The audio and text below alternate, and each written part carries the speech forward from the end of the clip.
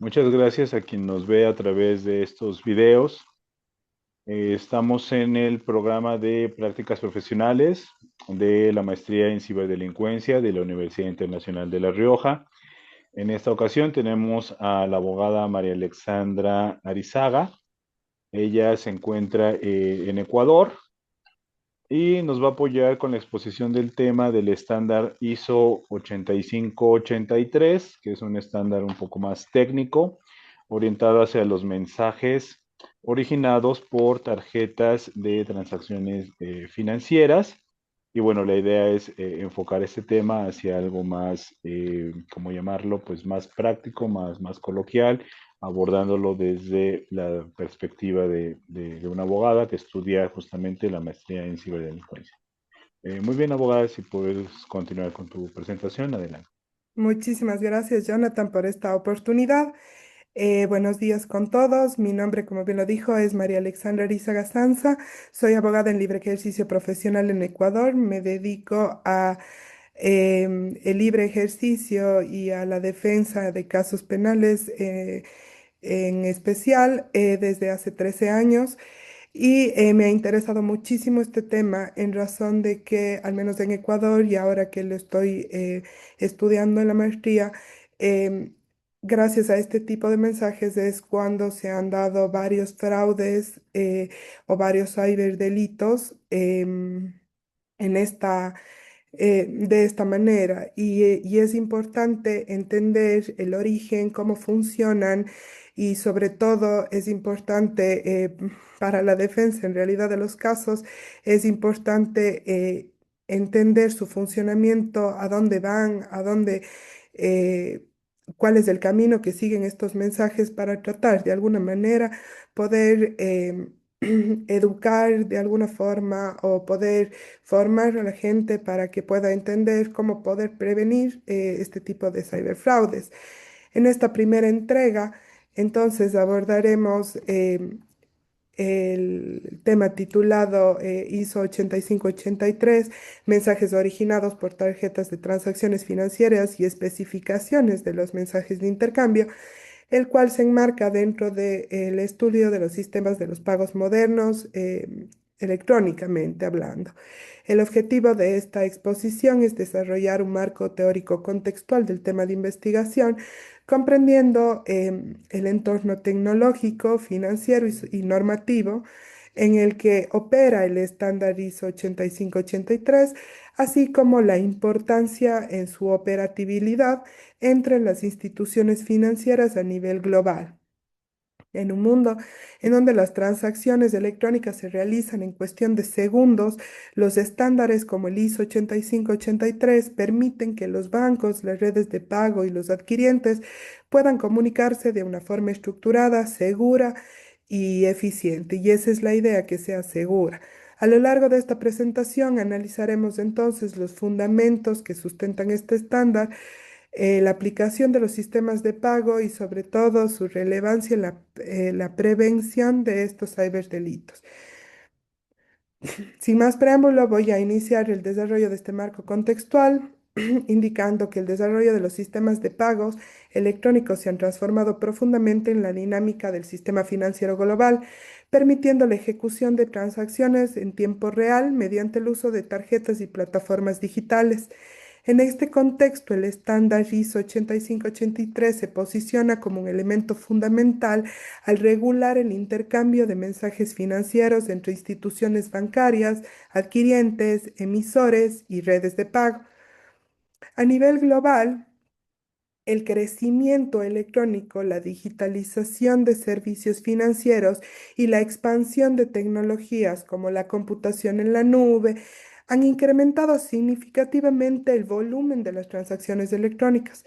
Este fenómeno ha generado un entorno altamente interconectado en el cual los datos financieros circulan constantemente a través de los múltiples sistemas y también en las múltiples jurisdicciones, incrementando la complejidad operativa y los riesgos asociados a la seguridad de la información. En América Latina, este proceso de digitalización ha sido particularmente acelerado en los últimos años, impulsado por la inclusión financiera, el auge de las fintech, el uso masivo de los dispositivos móviles. Países como Ecuador y México han experimentado un crecimiento sostenido en el uso de medios de pago electrónicos, lo que ha contribuido con la modernización del sistema financiero, pero también ha incrementado la exposición a amenazas cibernéticas. En este escenario, la ciberdelincuencia ha evolucionado de manera paralela, adaptándose a nuevas tecnologías y aprovechando las vulnerabilidades de los sistemas digitales. Como lo señala tratadistas que he podido investigar, como Ross Anderson, los sistemas financieros constituyen objetivos prioritarios para atacantes debido al alto valor económico y su complejidad técnica. En particular, los sistemas basados en el ISO 8583 presentan riesgos asociados a la interceptación de mensajes, ataques de repetición, filtración de base de datos y explotación de credenciales obtenidas de manera em, mediante la ingeniería social. Adicionalmente, la incorporación de tecnologías emergentes como la inteligencia artificial y los servicios de la nube han ampliado la superficie del ataque. La inteligencia artificial permite a los ciberdelincuentes automatizar procesos de fraude, generar ataques más sofisticados y así evadir mecanismos tradicionales de detección, mientras que en la nube introducen nuevos desafíos relacionados con la gestión de los accesos, la configuración de los servicios y la dependencia de proveedores externos. Desde el punto de vista jurídico, tanto en Ecuador como México han desarrollado ya marcos normativos para enfrentar de alguna forma estos delitos informáticos. En Ecuador, con el Código Orgánico Integral Penal, se han tipificado conductas como el acceso no autorizado, la interceptación de datos, em, la estafa como tal. Por su parte, en México, con el Código Penal Federal y sobre todo la Ley de Protección de Datos Personales en posesión de los particulares, establecen disposiciones relacionadas con el fraude y la protección de datos personales. Sin embargo, la rápida evolución tecnológica plantea desafíos en la aplicación efectiva de estas normas, especialmente en contextos transnacionales. En consecuencia, el marco contextual de esta investigación se va a situar en la intersección entre la transformación digital del sistema financiero, el uso de los estándares técnicos como el ISO 8583 y la creciente sofisticación, por así decirlo, de la ciberdelincuencia. Este entorno exige un análisis integral que considere tanto los aspectos tecnológicos como los aspectos jurídicos, con el fin de comprender los riesgos emergentes y proponer estrategias de prevención efectivas. Entonces, para entender un poco las problemáticas y las vulnerabilidades que tiene este sistema, es necesario definir qué es el ISO 8583. Y es un estándar internacional que se define cómo deben estructurarse e intercambiarse los mensajes de transacciones financieras con tarjeta, sea crédito, débito, prepago, tokens, etc. Todo esto entre el adquiriente, que serían los bancos o las empresas que procesan pagos de comercio, o los emisores, que son los bancos que emiten aquellas tarjetas. En esencia, es el idioma de los sistemas de pago para comunicarse y su objetivo principal es proporcionar una interfaz común de intercambio de mensajes con estructura y formatos normalizados. Este idioma tiene una estructura básica que se comprende por el MTI o el Message Type Indicator, el bitmap y los data elements. Empecemos entonces entendiendo qué es el MTI o el Message Type Indicator. El MTI consta de 4 dígitos numéricos que especifican la versión del estándar ISO 8583, la clase de mensaje, la función del mensaje, el origen del mensaje. Existen tres versiones de estándares, que es la de 1987, la de 1997, 93 y la del 2003. La combinación de los cuatro campos del MTI especifica el tipo de mensaje de intercambio que él transmite. Normalmente las aplicaciones utilizan el MTI para determinar si un mensaje requiere una respuesta y el formato de dicha respuesta, los valores que se deben incluir en el MTI y los campos de datos del mensaje que incluirán la respuesta. Por ejemplo, con un valor de tipo mensaje, y les puse un ejemplo del 0110, el siguiente ejemplo muestra lo que indica cada posición. El cero inicial indica la versión del ISO 8583, en este caso el cero es la versión de 1987. El uno es la clase de mensaje, que significa un mensaje de autorización, por ejemplo. El siguiente uno es la función del mensaje. Esto quiere decir que necesita una respuesta. Y el cero final es quien indicó la comunicación, es decir, el adquiriente. Esto significa que el MTI del 0110 es un mensaje de respuesta de autorización que indica que la transacción financiera real fue originada por el adquiriente. Luego tenemos el bitmaps o el mapa de bits, que indica qué campos están presentes. Es un campo o subcampo contenido en un mensaje que indica si existen otros elementos de datos o subcampos de elementos de datos en alguna parte del mensaje. Cada clase de mensaje puede tener uno o más mapas de bits y cada mensaje siempre incluye un mapa de bits principal que contiene bits individuales que indican qué campos están presentes en el mensaje específico. Y existen tipos de bits. El mapa de bits primario o primary bitmap es un campo obligatorio de 64 bits que sigue inmediatamente al indicador del tipo de mensaje. Su función, como dije, indica la presencia o ausencia de los elementos de datos del 1 al 64. Y su funcionamiento es cuando un bit del 1 al 64 está activado por un valor, como por ejemplo el 1 o on, el campo correspondiente quiere decir que está presente en el mensaje. Si el bit está en 0 o off, el campo no está presente. El primer bit del mapa primario funciona como un indicador de extensión y si está activado con 1, significa que el mensaje contiene un mapa de bits secundario.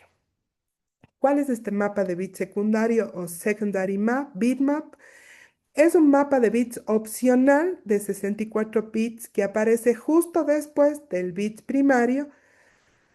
Su función nos indica la presencia o ausencia de los elementos de datos del 65 al 128.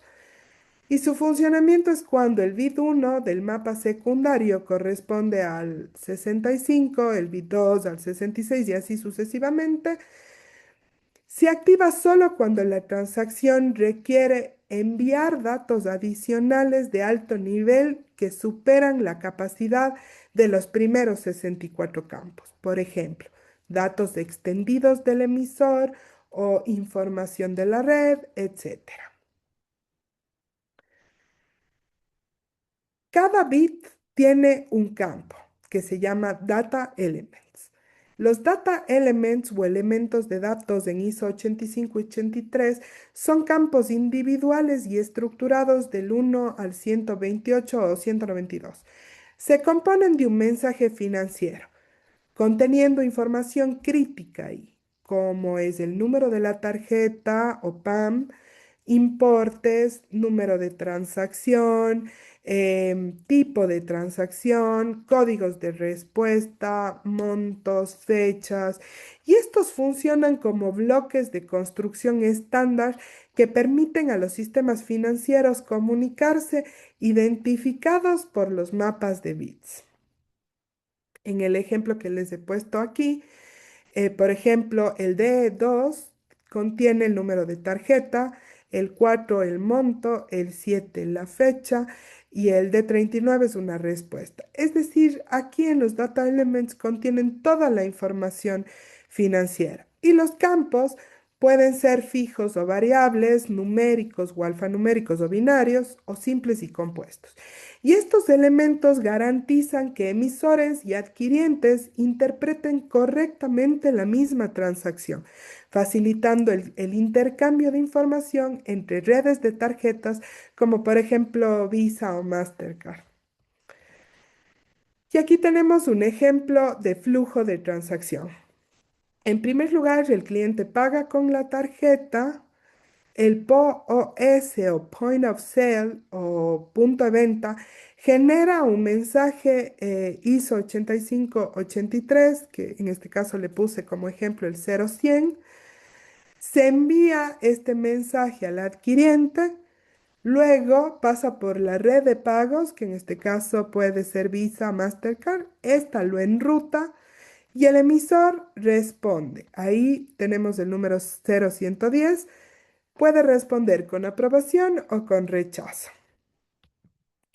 Una vez que hemos definido el estándar ISO 85 y 83 y conocimos más o menos su estructura básica, podemos creer que con la adopción masiva por instituciones financieras, las redes de tarjetas y los procesadores responden a una capacidad de estandarizar la estructura de los mensajes transnacionales o transaccionales, permitiendo la interoperabilidad entre múltiples actores dentro del ecosistema financiero.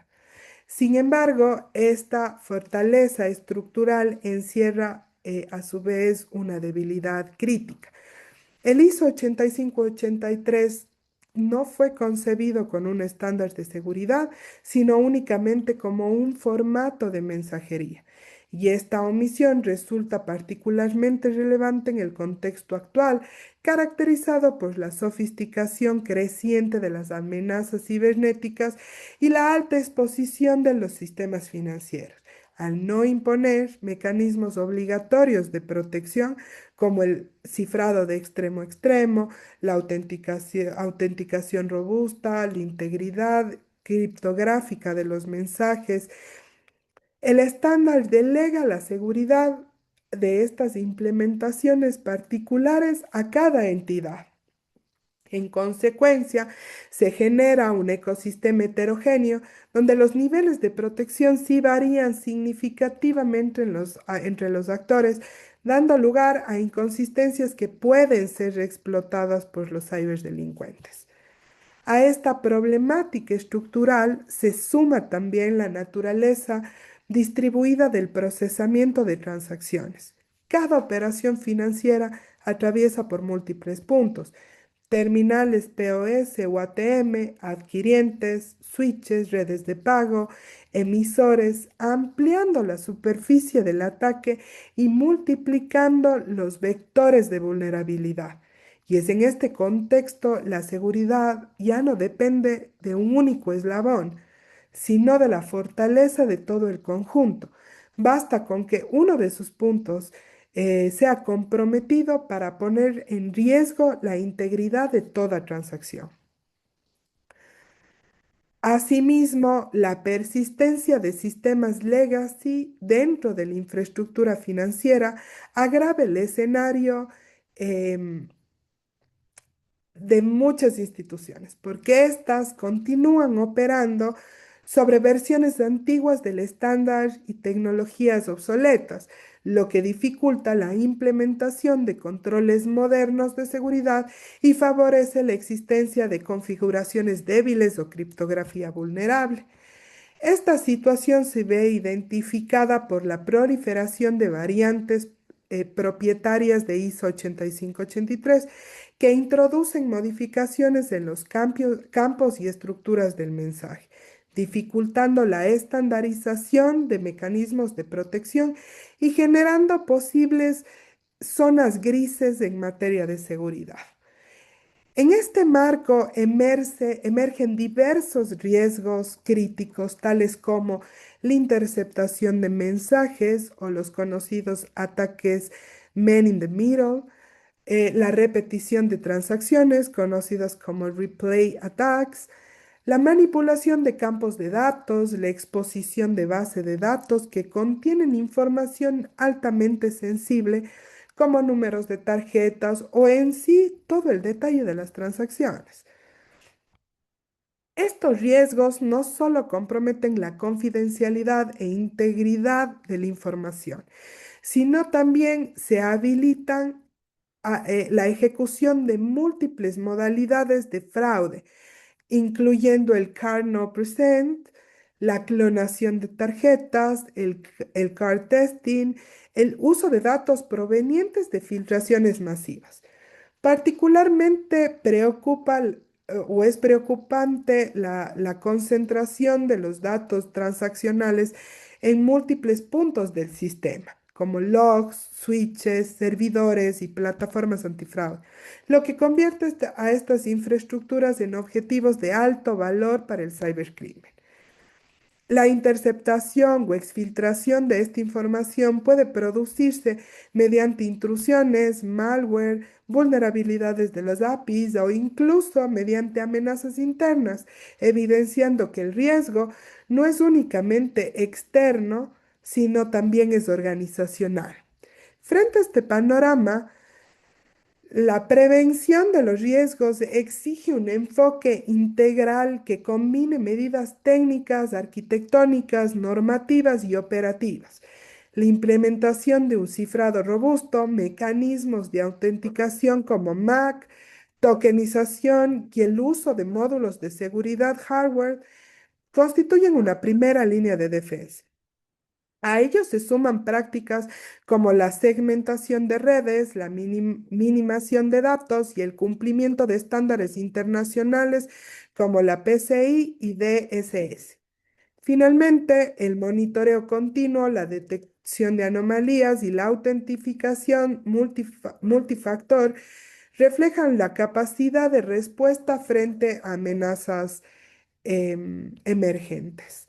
En este contexto, resulta evidente que la creciente dependencia de los sistemas de pago electrónicos y el estándar ISO 8583 no solo transforma la dinámica del sistema financiero, sino también amplía la superficie a la exposición de riesgos tecnológicos y amenazas cibernéticas.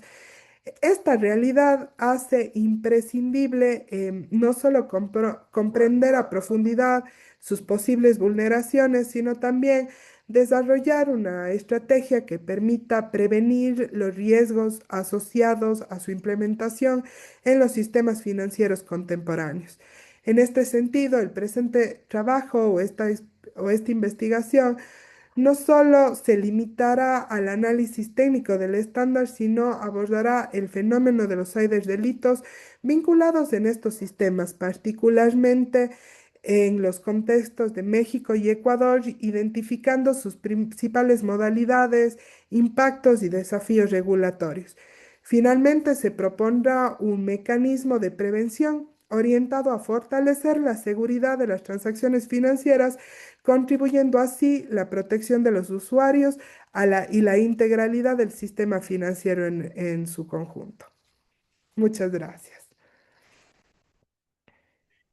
Muy bien, pues muchas gracias, abogada, por la presentación inicial, por este contexto acerca de esta línea de investigación. Muy interesante, como siendo un estándar técnico, pues justamente lo vas abordando y lo vas dirigiendo hacia la parte de la abogacía y del máster en ciberdelincuencia porque, pues bueno, al final, ya que se materializa un suceso, como puede ser un fraude, pues bueno, ahora viene el deslinde de responsabilidades. Ahora ya comentabas que no solamente interviene el usuario y una institución financiera, sino que existe una serie de eslabones y bueno, hay que determinar justamente el grado de responsabilidad de cada uno de estos, si es compartido, si vamos a suponer una demanda se va a hacer hacia una institución como frente, se va a hacer hacia varias, etcétera, ¿no? Entonces, esa es justamente la importancia de cómo va tomando todo esta responsabilidad y este tema.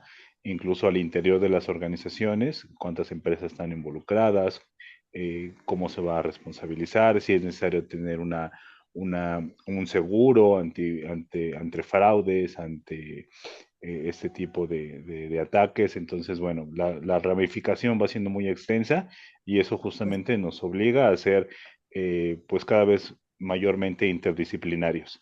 Entonces, nosotros como ingenieros, como técnicos, tenemos que meternos justamente en esta parte de normatividad y viceversa, ¿no? Ustedes como especialistas en el derecho ahora tienen que voltear justamente a aprender y a conocer todo este aspecto técnico. Entonces, esa es la idea, que podamos ir haciendo mancuernas, que podamos ir haciendo eslabones cada vez más fuertes en cuanto a la profesionalización respecta.